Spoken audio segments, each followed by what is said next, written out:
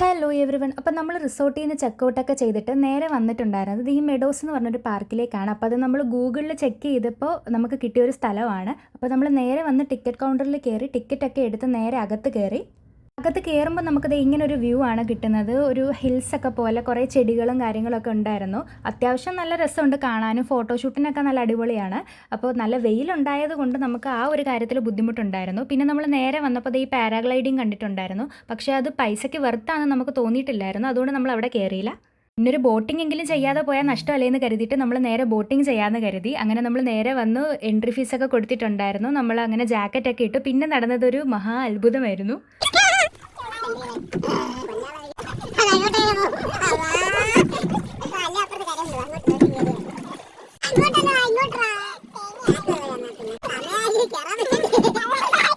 അങ്ങനെ നീണ്ടൊരു യാത്രയ്ക്ക് ശേഷം ഞങ്ങൾ നേരെ ഞങ്ങളുടെ വണ്ടി തിരിച്ചു വിട്ടിട്ടുണ്ടായിരുന്നു. അപ്പോൾ എന്തായാലും നമ്മൾ തിരിച്ച് നാട്ടിലേക്ക് പോവുകയാണ്. അപ്പോൾ നമ്മൾ ഇടയ്ക്ക് ഇറങ്ങി നിന്ന് ജ്യൂസും ചായയൊക്കെ കുടിച്ചിട്ട് നമ്മൾ നേരെ വീട്ടിലേക്ക് പോകുമായിരുന്നു. ഒരു നൈറ്റ് 9 o'clock ഒക്കെ ആയപ്പോഴത്തേക്ക് നമ്മൾ വീട്ടിലെത്തിയിട്ടുണ്ടായിരുന്നു. അപ്പോൾ വാഗമൺ ട്രിപ്പ് ഇവിടെ തീരുകയാണ്. അപ്പോൾ അത്രയേ ഉള്ളൂ. ടാറ്റാ.